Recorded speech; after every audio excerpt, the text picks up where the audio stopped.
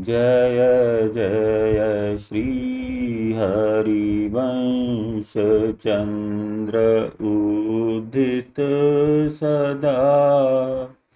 द्विज कुल कुमुद प्रकाश विपुल सुख संपदा। कैसे पापी क्यों न होए श्री हरिवंश नाम जो ले। अलख लड़े तीरीज के महल खवासी दे। महिमा तेरी कहा कहो श्री हरिवंश दयाल। तेरे द्वारे बटत हैं सहज लाडली लाल। करुणा निधि और कृपा निधि श्री हरिवंश उदार। वृंदावन रस कहन को प्रकट धर्यो अवतार। श्री हरिवंश प्रभु सेवा में श्री व्यास जी के साथ संलग्न थे। तभी कौतूहल सुनाई पड़ा, दादाजी महाराज पधार रहे हैं। श्री व्यास जी चौंक कर उठे। आज तो कई वर्षों के पश्चात दादाजी महाराज पधारे हैं। त्वरित गति से बाहर आए स्वागत के लिए। मंदिर के प्रांगण में पधारते श्री नरसिंह आश्रम जी को दौड़कर बड़ी ही श्रद्धा से साष्टांग नमन किया। संत ने कंठ से लगा लिया अपने इस महान भैया व्यास को। श्री व्यास जी ने समीप आकर हरिवंश को संत का परिचय देते हुए प्रणाम करने का आदेश दिया। श्री हरिवंश जगत अतिथि का परिचय जान तुरंत मंदिर प्रकोष्ठ से बाहर आ श्रद्धावनत हो गए इन पूज्य चरणों में। जब से कुछ समझने योग्य हुए हैं तभी से माँ तथा दादाजी के मुख से ताऊ जी की प्रशंसा तथा चर्चा सुनते रहे हैं हरिवंश। इसीलिए ताऊ जी पधारे हैं सुनते ही उनके हृदय में स्वाभाविक श्रद्धा उमड़ आई थी। संत तो मुग्ध हो गए अपने बाल हरिवंश लाल की इस विनम्रता पर। मध्य में ही भुजा पकड़ उठा लिया गोद में, कंधे से लगाकर स्नेह से माथा चूम और तथा शीश पर वरद हस्त रख दिया। मानो अभय दे दिया समस्त लौकिक आपदाओं से अथवा अपना समस्त तप द्वारा अर्जित तेज हरिवंश के शीश पर कर रखकर उनके शरीर में संचरित कर दिया। कौन समझ सकता है संत की भावना को। शीश पर फिरता हुआ वृद्ध हस्त जब हरिवंश के पृष्ठभाग पर आया तो यज्ञोपवीत का अभाव अनुभव कर संत चौंक पड़े। तुरंत गोद से हरिवंश को उतारते हुए आश्चर्य मिश्रित प्रश्नवाचक दृष्टि उठ गई श्री व्यास जी की ओर। पूछा, श्री नरसिंह आश्रम जी ने, क्या अभी हरिवंश का यज्ञोपवीत संस्कार नहीं हुआ है? बिना यज्ञोपवीत हुए इसे सेवाधिकार कैसे दे दिया भैया? वैदिक शास्त्र की मर्यादा को यदि तुम जैसा कर्मकांडी विद्वान और शास्त्रों का ज्ञाता ही नहीं मानेगा तो फिर किसी और से क्या आशा की जा सकती है? वस्तुतः भूल तो है ही दादाजी, किंतु इस भूल का कारण सुनकर मुझे आशा है आप मुझे अवश्य ही क्षमा प्रदान कर देंगे। करभद्र व्यास जी विनीत स्वर में भूमि पर दृष्टि टिकाए बोले तो संत विगलित हो उठे उनकी क्षमा याचना से। नहीं नहीं, भूल की कोई बात नहीं है। मेरा अनुमान है अत्यधिक वात्सल्य ही इसका मूल कारण है और इसमें तुम्हारा भी कोई विशेष दोष नहीं है। यह तो है ही इतना प्यारा कि ममत्व सहज ही उमड़ने लगता है। सम्मोहन है इसके मुख पर। नहीं दादाजी, केवल ममत्व के कारण नहीं। एक दिन यह मंदिर के पार्श्व में स्थित उद्यान के प्राचीन अंधकूप में खेल खेल में ही कूद पड़ा था। उसी दिन से भयवश ही इसे हर समय अपने साथ रखने के उद्देश्य से सेवा करते समय भी साथ में बैठाने लग गया। तदुपरांत जब यह सेवा में रुचि लेने लगा तो यह विस्मरण ही हो गया कि इसका यज्ञोपवीत संस्कार भी होना है। क्या हरिवंश कुएं में कूद पड़ा? यह कब की बात है? ऐसी क्या बात हुई बेटा हरिवंश? तारा बेटी ने कुछ कह दिया था अथवा इसने ही डांटा था? राधे राधे, यह तो बहुत भयंकर घटना हुई। श्री नरसिंह आश्रम जी घबरा कर कभी व्यास जी तथा कभी हरिवंश जी के मुख की ओर देखते एक श्वास में ही प्रश्न करते चले गए। दादाजी, आप अंदर पधारिए। स्नान आदि से निवृत्त होकर इस अपने लाडले से ही पूछ लीजिए। कि इसने ऐसा क्यों किया। संत की घबराहट देखकर सांत्वना देते हुए श्री व्यास जी ने विनम्र निवेदन किया। स्नान ध्यान से निवृत्त होकर स्वस्थ हो चुके थे श्री नरसिंहाश्रम जी। राजभोग प्रसाद आरोगने के पश्चात कुछ देर विश्राम करके अब मध्याह्नोत्तर काल में अपनी गोद में हरिवंश को बैठाकर प्रातःकालीन प्रश्न को जानने की जिज्ञासा की संत ने। सम्मुख ही तारा जी तथा श्री व्यास जी भी बैठ गए थे। सर्वप्रथम हरिवंश जी से ही प्रश्न किया, बेटा क्या सूझी थी तुमको कुएं पर जाने की? क्या तुम्हारा किसी से कुछ झगड़ा हो गया था? हरिवंश लजाते से चुपचाप बैठे रहे ताऊ जी की गोद में। उनको चुप देखकर संत व्यास जी से पूछने लगे, वैसे यह घटना कितने दिन पूर्व की है? श्री व्यास जी ने स्मरण करते हुए बतलाया, लगभग यही 3-4 वर्ष पूर्व की घटना है। 5 वर्ष का हो चुका था हरिवंश। अचानक ही तो इसके साथियों ने मंदिर में फूल श्रृंगार बना रहा था, मैं वही सूचना दी मुझे कि यह कुएं में कूद पड़ा है। श्री नरसिंह आश्रम जी समय की गणना करके गहन चिंतन में डूबते हुए से कहने लगे, मैं उन दिनों श्री धाम वृंदावन के समीप यमुना पुलिन में ही विश्राम कर रहा था। न जाने क्यों मेरा हृदय इसे देखने को तड़प उठा था। एक दिन मैंने इसे ममता की व्यवस्था समझा था, परंतु अब समझ में आ रहा है इसका रहस्य। हाँ, तो हुआ क्या था यह तो बताओ।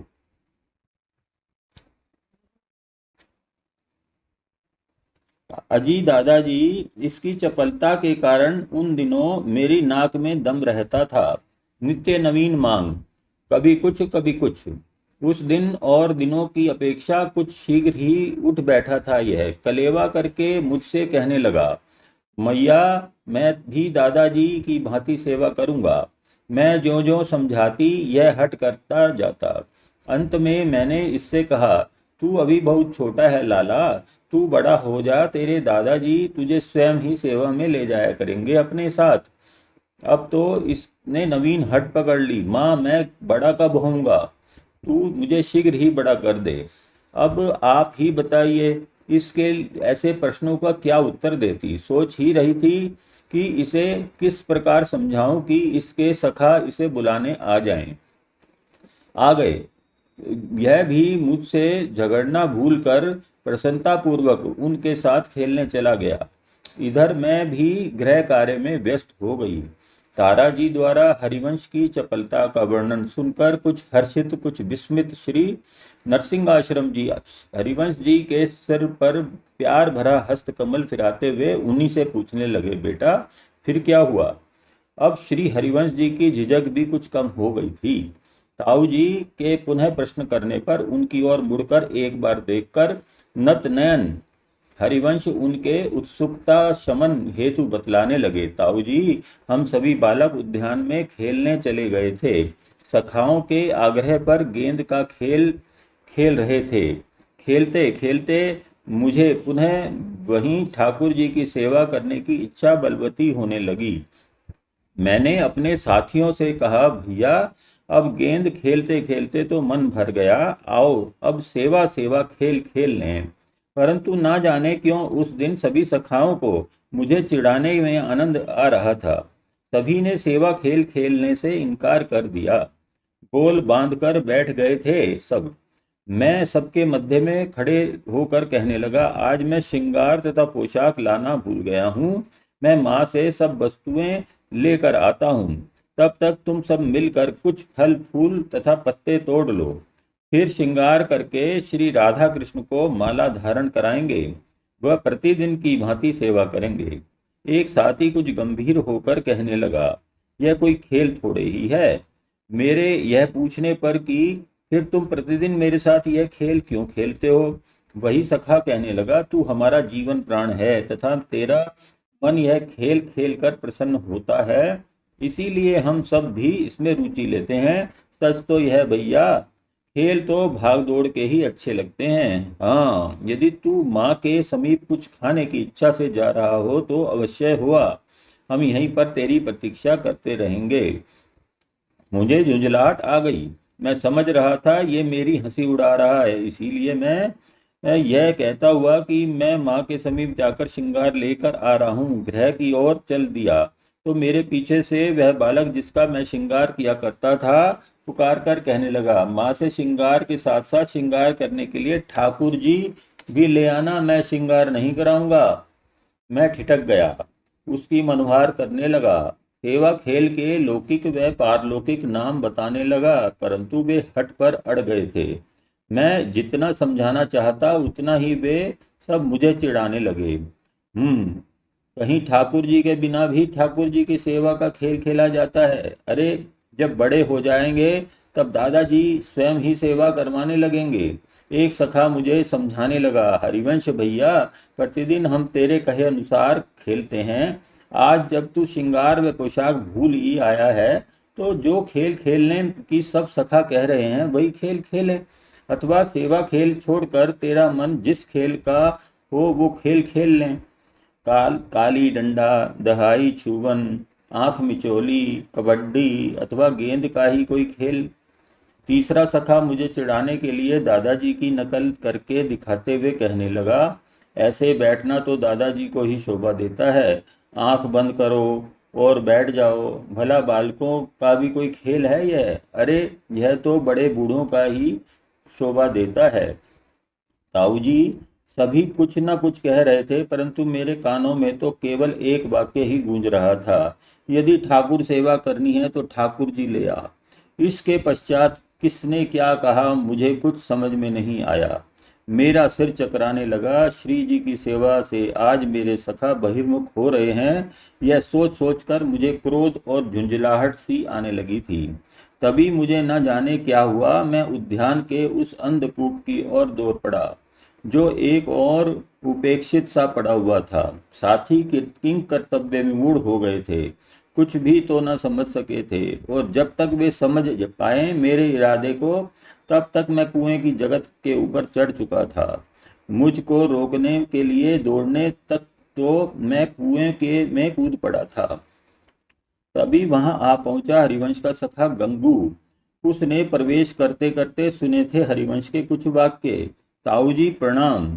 साष्टांग प्रणत हो गया था संत चरणों में। आशीर्वाद प्राप्त करने के पश्चात गंगू भी बैठ गया इस चर्चा में। वह भी तो उस दिन की घटना का प्रत्यक्षदर्शी था।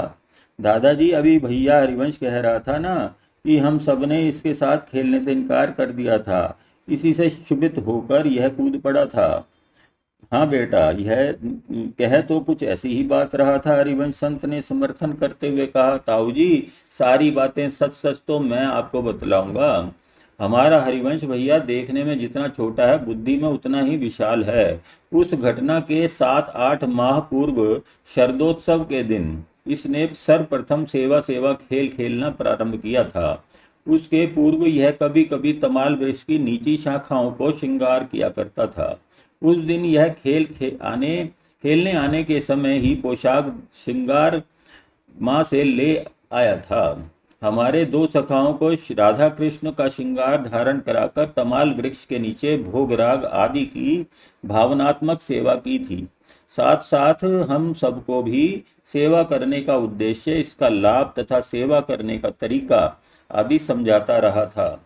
हम लोग भी तर्क वितर्क करके विषय में प्रवेश करने की चेष्टा कर रहे थे।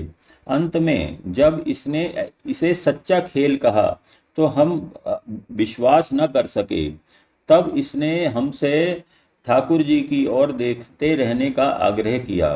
ताऊ जी महान आश्चर्य हुआ। हमारे सखाओं के स्थान पर दादाजी के ठाकुर जी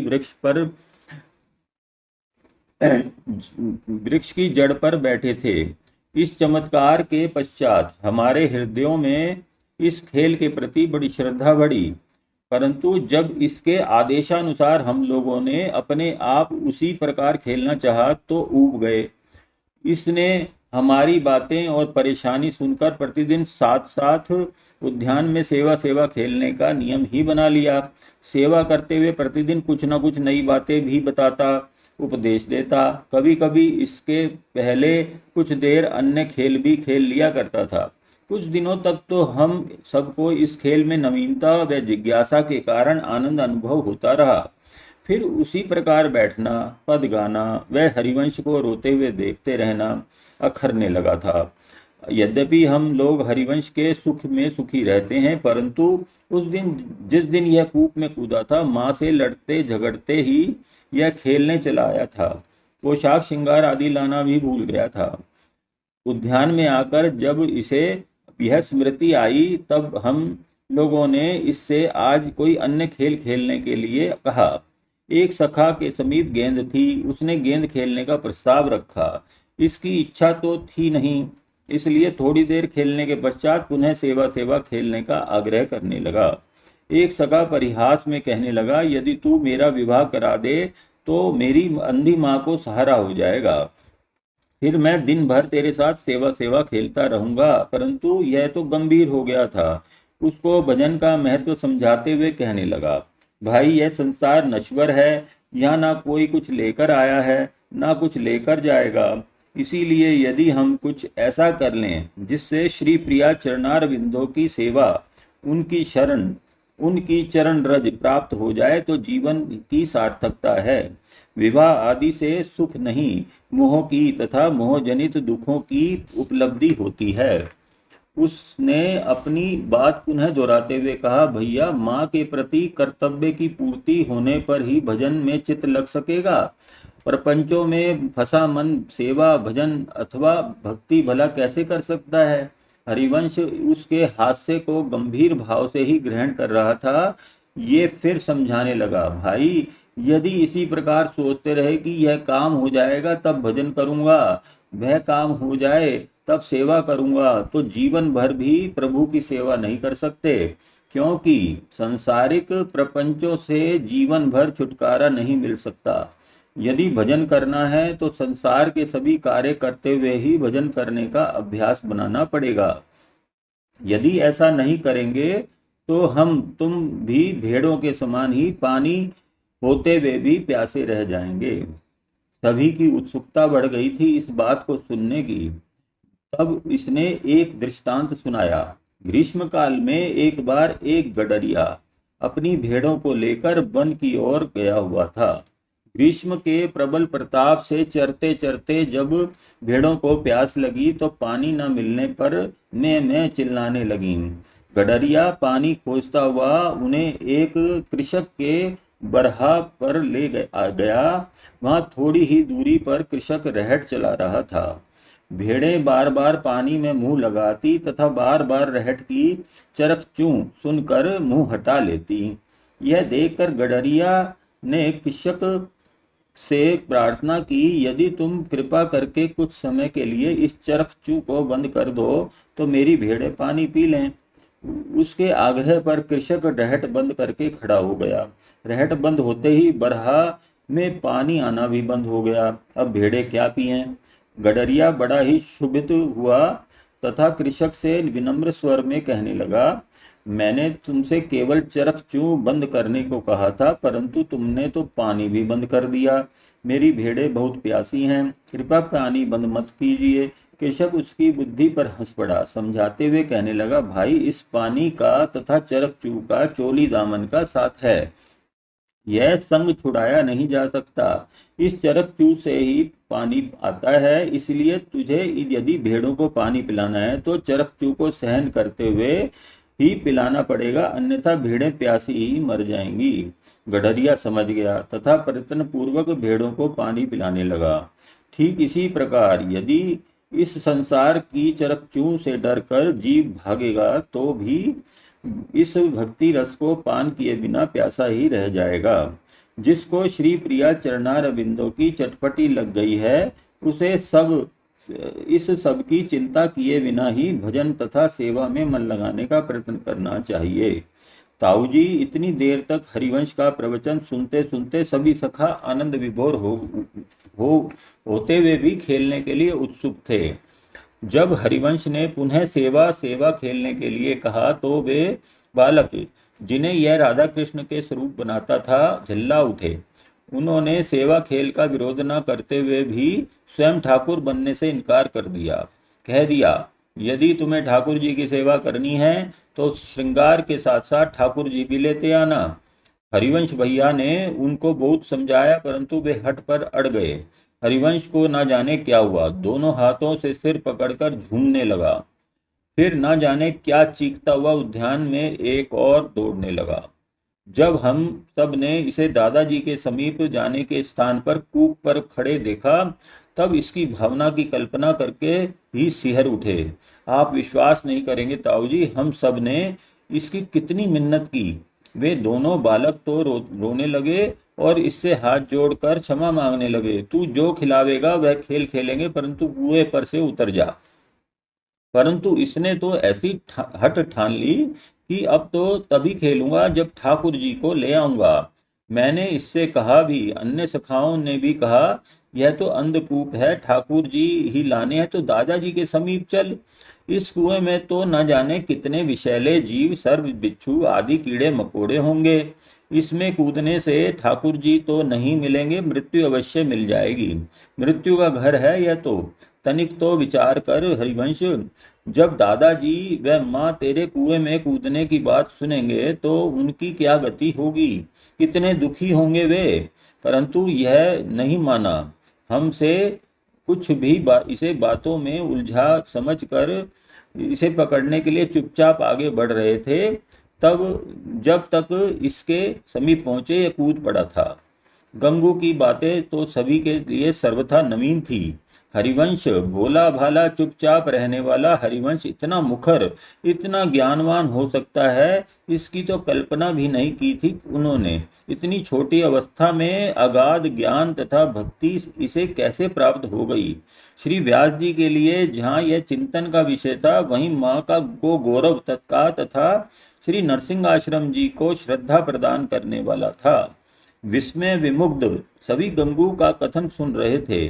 बार बार हरिवंश को जो नत नयन किए, भोली मुख मुद्रा में गंगू की बातें इस प्रकार शांति से सुन रहे थे, मानो उनकी नहीं किसी और की ही चर्चा चल रही हो, देख लेते थे। श्री नरसिंह आश्रम जी जो दत्त चित्त होकर संपूर्ण घटना को सुन रहे थे, गंगू के चुप होते ही हरिवंश जी से प्यार पूर्वक अपनी शंका निवारण हेतु पूछने लगे।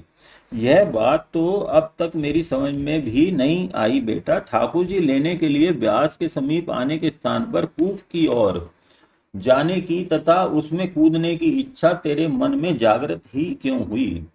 श्री हरिवंश ने अपना मुख थोड़ा ऊपर उठाया, बड़े भोले अंदाज में बोले, ताऊ जी उस समय यही प्रश्न दादाजी तथा माँ ने भी मुझसे किया था, परंतु अब से पूर्व मुझे कभी इसका कारण स्मरण में नहीं आया। आज गंगू द्वारा उस दिन की घटना को सुनते हुए मैं भी यही सोचता आ रहा था कि मैं कुएं में कूदा ही क्यों। तो मुझे यह घटना स्मरण हो आई जिसने मुझे कुएं में कूदने को प्रेरित किया था। ऐसी क्या बात थी लाल। जिज्ञासा के प्राबल्य से सभी का संवेद स्वर प्रश्न बनकर प्रस्फुटित हुआ। मुझे उस रात्रि में एक स्वप्न दिखलाई पड़ा था, जिसमें मैंने अपने उद्यान के इसी कुएं में ठाकुर जी के दर्शन किए थे। भाव विभोर हो गए थे श्री नरसिंह आश्रम जी। लाल, यह वह स्वप्न क्या था? यदि स्मरण आ ही गया है बेटा तो विस्तार से सुना दे, हम सभी को उत्सुकता है सुनने की। हाँ हाँ ताऊ जी, अब तो मुझे भली भांति स्मरण आ गया है। स्वप्न का ही तो प्रभाव था जो मैं उस दिन प्रातः काल माँ से ठाकुर जी के श्रृंगार आदि की कहता रहा था। उसी के प्रभाव से मैं समय से पूर्व ही जग गया था। सब सखाओं के साथ खेलने में मैं कुछ देर के लिए भूल गया था, परंतु मन में उसका प्रभाव विद्यमान था। मैंने स्वप्न में देखा था मैं ठाकुर जी के साथ इसी उद्यान में छुपा छुपी का खेल खेल रहा हूँ। जब मैंने उनको ढूंढ कर पकड़ लिया तथा मेरे छिपने तथा उनके द्वारा खोजने का अवसर आया तो वे दाव देने से मुकरने लगे, और जब मैं उन्हें बाध्य करने लगा तो भागकर इसी कूप में कूद पड़े। मैं भी उनको पकड़ने के लिए उनके पीछे पीछे भागा तथा कूप में कूद पड़ा, किंतु महान आश्चर्य, वहां पानी नहीं था। अद्भुत दृश्य देखा था ताऊ जी। वहां पर बड़ा ही मनोरम वन था। पुष्पों की सुगंध से संपूर्ण वातावरण सुरभित हो रहा था। एक और वक्राकार यमुना जी प्रवाहित हो रही थी।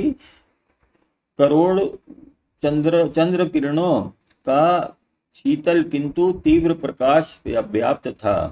उस कालिंदी की बालुका में चमकते रज कणों में प्रतिबिंबित चंद्र ऐसा शोभित विकर्ण हो रहा था, मानो किसी ने करोड़ों चंद्रमाओं को चूर्ण करके इस बालुका में मिश्रित कर दिया है। उसी यमुना पुलिन में श्री स्वामिनी जी तथा सखियों के साथ लाल जी रास क्रीड़ा कर रहे थे। उनका वह अद्भुत नृत्य, पथ संचालन, मुद्राएं, गतियां, ताल, लय सभी कुछ बड़ा ही मनोहारी था। आज भी उस नृत्य की स्मृति मन में पुनः वैसा दृश्य देखने की तीव्र लालसा जागृत कर रही है। मैंने अकल्पनीय अभूतपूर्व दृश्य देखा तो ठगा सा रह गया था। भूल ही गया अपने उद्देश्य को। वाद्य तथा नृत्य के साथ संगीत का अभाव देखकर मैं स्वतः ही संगीत गाने लगा। आनंद की वह धारा न जाने कब तक प्रवाहित होती रहती, यदि पद की समाप्ति पर मैं चुप न हो गया होता। संगीत बंद होते ही कारण ज्ञात करने को जैसे ही श्री स्वामिनी जी ने इधर उधर देखा, मुझ पर दृष्टि पड़ गई। चौंक उठी वे। नृत्य बंद कर दिया। मुझसे पूछा, क्यों हरिवंश, तुम यहाँ कैसे? मैंने प्रार्थना करते तथा उल्हाना देते हुए कहा, ये लाल जी मेरे साथ खेलते खेलते रूठ करके यहाँ चले आए हैं और यहाँ आकर आपके साथ रास नृत्य करने लगे। आप इन्हें मेरा दाव देने के लिए मेरे साथ भेज दीजिए। श्री स्वामिनी जी लाल जी की ओर देखकर मुस्कुराई, फिर मुझे समझाने लगी, ये तो तुम्हारे सेव्य हैं मेरे प्रियतम, तुमको सुख पहुंचाने के लिए तुम्हारे साथ खेलने चले जाते हैं कभी कभी, परंतु तुम यह मत भूलो कि ये तुम्हारे उपास्य हैं। तुम्हें तो सिर्फ इनकी सेवा करनी चाहिए। ठीक है, मेरा सतर्क उत्तर था स्वामिनी जी, तब भी इन्हें मेरे साथ भेज दीजिए, मैं इनकी सेवा करता रहूंगा। श्री स्वामिनी जी मेरे इस उत्तर पर हंस पड़ी, खिलखिलाकर कहने लगी, बहुत चतुर हो गए हो हरिवंश। बाल्यावस्था में ही सेवा करने का चाव उत्तम है, परंतु जागतिक क्रमानुसार तुम्हारी आयु अभी बहुत कम है। थोड़े बड़े और हो जाओ तब सेवा करना। किंतु मैं तो जिस प्रकार माँ से हट करता हूँ उसी प्रकार हट पकड़ गया। मैं तो लाल जी को लेकर ही जाऊंगा। अब मुस्कुराते हुए श्री स्वामिनी जी ने लाल से कहा, अब दीजिए अपने आप को, स्वयं ही लिवा कर लाए हो, स्वयं ही संभालो। श्री स्वामिनी जी के कहने के ढंग पर तो लाल जी भी हंसने लगे। मुझसे कहा, चलो हरिवंश, हम तुम्हारे साथ ही चलते हैं। मैंने संबोधन सुनकर जैसे ही दृष्टि उठाई, देखा श्री स्वामिनी जी के कर कमलों में एक बड़ी ही भव्य सुंदर मूर्ति सुशोभित है। वह मनोहर ललाम रूप, माधुरी शोभा स्वरूप, बंकिम कटाक्ष युक्त श्री विग्रह मुझे देते हुए श्री स्वामिनी जी कहने लगी, लो हरिवंश, तुम्हारी इच्छा अनुकूल श्री लाल जी का सेव्य स्वरूप, ये तुम्हारे साथ एकांत में प्रत्यक्ष ही रहेंगे, तुम्हारी समस्त सेवाएं प्रत्यक्ष ही स्वीकार करेंगे, तुम्हारे साथ खेलेंगे भी, परंतु अन्य सभी को मूर्तिवत ही प्रतीत होंगे। मैंने बड़ी प्रसन्नता के साथ इनके चरणों में दंडवत प्रणाम करके कृतज्ञता तथा हर्षोल्लास के साथ लाल जी को गोद में ले लिया। तभी मेरे मस्तिष्क में एक विचार आया। मैं तुरंत ही श्री स्वामिनी जी से प्रार्थना करते हुए कहने लगा, ये तो अकेले हैं, ये आपसे दूर होकर मेरे पास कैसे रह सकेंगे? जैसे अभी इनका मन मुझसे खेलते खेलते भर गया तो आपके समीप चले आए, इसी प्रकार फिर चले आवेंगे, अतः आप भी मेरे साथ चलिए। श्री स्वामिनी जी हंस पड़ी मेरे बाल सुलभ चातुर्य पर। उन्होंने मुझे नया संबोधन दिया, हित हरिवंश, इस विग्रह में हम दोनों का तेज ही विद्यमान है। हम दोनों भिन्न स्वरूपों में दृष्टिगत होते हुए भी एक हैं। गुप्त रीति से हम दोनों ही तुम्हारे समीप रहेंगे, किंतु अन्य सभी को हमारे इसी एक स्वरूप का ही दर्शन होगा। कलयुग में चर्म चक्षुओं से हमारा तेज सह नहीं है।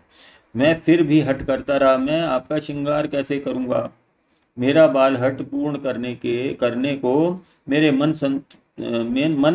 संतोष के लिए सर्वथा नवीन मार्ग प्रस्तुत किया श्री स्वामिनी जी ने। जिस तमाल के नीचे तुम बहुधा खेलते रहते हो, वहीं एक छोटी सी सूखी शाखा पर तुम्हें राधा नाम अंकित मिलेगा। उसी को मेरा प्रतीक मानकर श्रृंगार करना। मैं उसी को स्वीकार कर लूंगी। फिर क्या हुआ? अत्यधिक उत्सुक हो गए थे श्री नरसिंह आश्रम जी। श्री हरिवंश के चुप होते ही आगे बात सुनाने के लिए उन्होंने प्रश्न कर दिया। कितना समय व्यतीत हो चुका है, यह तो सभी को विस्मरण हो चुका था। उनके प्रश्न को सुनते ही हरिवंश हंस पड़े। ताऊ जी, इसके पश्चात बस मेरी आंखें खुल गई। तभी तो मैं विकल हो गया था ठाकुर जी की सेवा के लिए। उस समय जब मेरे साथियों ने मुझे चिढ़ाया तो खेलते खेलते विस्मृत हुआ। स्वप्न पुनः स्मरण आ गया तथा उसी के प्रभाव तथा विश्वास के कारण मैं सीधा कुएं की ओर दौड़ पड़ा था, द्रुत गति से। कुएं में कूदने पर क्या अनुभव हुआ बेटा? अत्यधिक विस्मित एवं रोमांचित हो उठे थे श्री नरसिंह आश्रम जी। आश्चर्यजनक अनुभव हुआ था ताऊ जी को। ताऊ जी, कूप में छलांग लगाते ही ऐसी प्रतीत हुआ मानो किसी ने लपक कर अपनी गोद में ले लिया। वे ही अदृश्य कर मुझे धीरे धीरे नीचे ले गए। किंचन मात्र भी कष्ट नहीं हुआ। कूप तल शुष्क किंतु हरितमा युक्त था। न जाने वहां कैसा प्रकाश फैल रहा था। उसी प्रकाश में मैंने सुंदर सिंहासन पर वही स्वप्न दृष्टा मूर्ति विराजमान देखी। तेजोमयी भव्य अनंत सौंदर्य राशि। मुझे तो जैसे प्राण मिल गए। लपक कर कंठ से लगा लिया। तभी एक प्रकाश ने मुझे इस प्रकार आच्छादित कर लिया मानो किसी ने मुझे अपने अंक में ले लिया हो। मैं स्वतः ही ऊपर की ओर उठने लगा। श्री तारा जी, जो अब तक चुपचाप सुन रही थी, इस संपूर्ण वार्ता को रोमांचित हो उठी। हरिवंश की कुएं से ऊपर आने की झांकी स्मरण करके कहने लगी, दादाजी, मैंने तो जैसे ही सुना हरिवंश कुएं में कूद पड़ा है, मैं बेसुध हो गई। उस समय मैं रसोई में थी। इनकी चीख पुकार, तारा तारा, हाय हमारा हरिवंश कुएं में कूद पड़ा, सुनते ही डाल दिया चूल्हे में पानी। थोड़ी ही दौड़ी इनके समीप। ये भी फूल सिंगार बनाना भूल किंग कर्तव्य विमूढ़ावस्था में अचेत वत पड़े थे। मैंने जब इनको झिंझोड़ कर इनसे हरिवंश के विषय में जिज्ञासा की, तब हड़बड़ा कर ये उठ बैठे तथा मेरा हाथ पकड़कर दौड़ पड़े उद्यान की ओर। हम दोनों तो कुएं में कूद ही पड़ते यदि वहां एकत्रित हो गए पड़ोसियों ने न पकड़ लिया होता। बालकों द्वारा समस्त देवबंद में दावाग्नि की भांति ये समाचार फैल चुका था। सभी तो दौड़ते हुए चले आए थे वहां। हम तो जैसे विक्षिप्त हो गए थे। हरिवंश को देखने की लालसा में कूप में कूद जाना ही एकमात्र उपाय समझ आ रहा था। हरिवंश को निकालने का उपाय भी किया जा सकता है, यह तो मेरे मस्तिष्क में बात आई ही नहीं। हरिवंश के आ जाने के पश्चात दूसरे दिन देवरानी बतला रही थी कि अनेक स्त्रियों के बलपूर्वक रोकने पर ही मैं कठिनता से रुक पाई थी, अन्यथा गिर ही जाती कूप में। ना जाने कहां से इतनी शक्ति आ गई थी मुझ में कि कई स्त्रियों को मिलकर संभालना भी कठिन हो गया था। यही हाल इनका भी था। मैं तो रोते रोते मूर्छित हो गई थी। हरिवंश आ गया का कोलाहल कर्ण कुहर में अमृत बिंदु के समान प्रविष्ट हुआ था। उसी सुधा सिंचित स्वर ने हमारे मातृप्राय मृत प्राय शरीरों में प्राण संचरित किए थे। समस्त पूर्ववासियों ने देखा था, हमने भी देखा था, जैसे स्वयं सूर्य नारायण ही अपना तेज शीतल कर इसे अपने अंक में लेकर आए थे। दृष्टि ठहरती ही नहीं थी। इसके शब्द, दादाजी आप घबराओ मत, मैं ठाकुर जी को अपने साथ लेकर आ रहा हूँ, सुनकर ही कुछ आशा बंधी थी। इसका मुख ना दीख पाने के कारण हृदय की गति इतनी तीव्र हो गई थी, उन क्षणों की मस्तिष्क की शिराएं फटती सी प्रतीत हो रही थी। कंठ में कुछ अटकता सा प्रतीत हो रहा था। उद्वेग से, हर्ष से, आकुलता तथा उत्सुकता से पैर शिथिल पड़े जा रहे थे। चारों ओर से सभी कूप में झांक रहे थे उत्सुकता के कारण, किंतु उस प्रकाश पुंज के अतिरिक्त और कुछ भी तो दिखलाई नहीं पड़ रहा था किसी को भी। तारा जी के द्वारा उस दिन की स्थिति का वर्णन स्मरण आने से श्री व्यास जी भी भाव विवल हो उठे। तारा जी की बात बीच में काटकर पुलकित वाणी में बताने लगे, दादाजी उस दिन का विवरण मेरा तो मस्तिष्क शून्य ही हो गया था दादाजी। तारा के साथ कूप पर आते ही मेरे मन में इतना ही विचार आया कि मैं तुरंत कूप में कूद पड़ूं। या तो हरिवंश को निकाल ही लाऊंगा, अन्यथा तिल तिल घुटने से अच्छा है कि मैं भी वहीं प्राण त्याग दूंगा। लेकिन एक और समस्त बंधुओं का बंधन विवश किए हुए था। दूसरी ओर उद्यान का माली, जो बालकों का रुदन सुनकर सर्वप्रथम यहाँ आ गया था, कह रहा था, स्वामी यह तो अंधकूप है, इसमें जल तो है नहीं। फिर भी सबके पुकारने पर भी ना तो हरिवंश लाल का स्वर ही सुनाई पड़ रहा है, ना वे कूप तल में कहीं दृष्टिगोचर हो रहे हैं। ऐसी अवस्था में आप ही क्या कर लेंगे कूप में कूदकर? मैं कूप विशेषज्ञों को बुला आया हूँ, वे आते ही होंगे, वे शोधन करके हरिवंश को कूप से निकाल ही लावेंगे। आप थोड़ा धैर्य तो धारण करें। सभी विवश से बैठे बस प्रतीक्षा कर रहे थे। बालकों का यह कथन कि वह ठाकुर जी को लाने के लिए कूप में कूदा है, कुछ समझ में नहीं आ रहा था। विवशता के क्षण किस स्थिति में व्यतीत हो रहे थे वर्णन नहीं किया जा सकता, बस प्राण ही नहीं निकल रहे थे। तभी वह प्रकाश पुंज उभरा, संपूर्ण कूप जगमगा उठा था। उस दिव्य प्रकाश से जैसे ही ऊपर आया, हरिवंश प्रकाश वर्तुल में से हरिवंश के स्वर आधार पर ही अनुमान करके मैंने और तारा ने हाथ लंबे कर दिए थे। उत्तेजना से कंप हो रहा था संपूर्ण गात्र में। दोनों ही लपके थे हरिवंश को गोद में लेने को, परंतु मेरी गोद में पलक झपकते ही श्री ठाकुर जी आ गए थे तथा हरिवंश अपनी माँ की गोद में। क्षणार्ध में ही वह प्रकाश जो हरिवंश को घेरे हुए था लुप्त हो गया। सभी आश्चर्यचकित थे। उपास्य और उपासक की जोड़ी देखकर, हरिवंश को कुशल पाकर सभी इतने मतवाले हो गए कि अन्य सभी बातें भूल गए। उत्साह पूर्वक कूप से मंदिर तक श्री ठाकुर जी को डोली में विराजमान करके उछलते कूदते नाचते गाते कीर्तन करते इनकी सवारी निकाली गई। इनकी इस रंगीली लीला से प्रभावित होकर सभी जन श्री रंगीलाल जी कहकर इनका जय घोष कर रहे थे। इसीलिए उस दिन ही इनका यही नामकरण हो गया। इस घटना के दूसरे दिन से तो मैं हरिवंश को प्रतिक्षण अपने समीप रखने के उद्देश्य से मंदिर में सेवा में भी लाने लगा। ताऊ जी मंदिर में रंगीलाल जी को विराजमान करके जब सब चले गए तो मुझे दादाजी के श्रृंगार तू ही कर इनका कहने पर स्वप्न की बात पुनः स्मरण हो आई। मैं तुरंत अभी आया कहकर उद्यान की ओर पुनः भागा।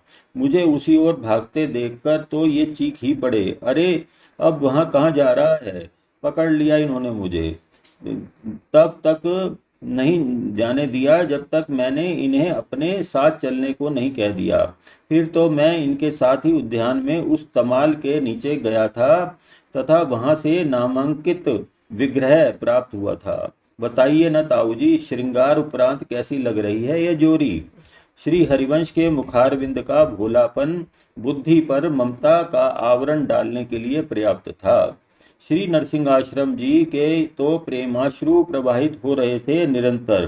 प्रभु के वरदान की, श्री राधा सुधानिधि जी के गान की, उसमें दिए गए उपदेश की, हरिवंश के ऐश्वर्य की समस्त घटनाएं स्मरण हो आई थी संत को। वे इस समय प्रभु की लीला का प्रत्यक्ष अनुभव कर रहे थे। श्री व्यास दंपत्ति समझ रहे थे केवल दादाजी का हरिवंश के प्रति असीम वात्सल्य। वे स्वयं भी तो इतने से ही संतुष्ट एवं निश्चिंत हो गए थे कि प्रभु ने हमारे लाडले की प्राण की रक्षा की है। इस घटना के पीछे कोई दैवी चमत्कार है, यह विचार तो उनके वात्सल्य पूरित हृदय में समा ही नहीं सकता था। देवबंद के समस्त नागरिकों का उत्साह देखकर शाम के समय एक विशाल समारोह का आयोजन किया गया था। संपूर्ण राजमार्गों पर घूमती हुई श्री रंगीलाल जी की शोभा यात्रा का समापन मंदिर में हुआ था। श्री हरिवंश के हाथों गोदान कराया गया था। श्री व्यास जी ने ब्राह्मणों को व पूर्ववासियों को भी आग्रह पूर्वक प्रसाद ग्रहण कराया था। श्री रंगीलाल जी का पटोत्सव बड़ी धूमधाम से संपन्न हुआ था। दादाजी, आपका उस अवसर पर न होना हम दोनों को ही बहुत पीड़ा कारक था। मैंने जब आपके विषय में जानकारी कराई तो सिद्धाश्रम से यही ज्ञात हुआ था कि आप ब्रज की ओर गए हुए हैं। कई दिनों तक चलता रहा था यह समारोह। श्री व्यास जी श्री विग्रह प्राप्त होने के पश्चात का वृत्तांत बताना नहीं भूले थे। जय जय श्री हित हरि वंश।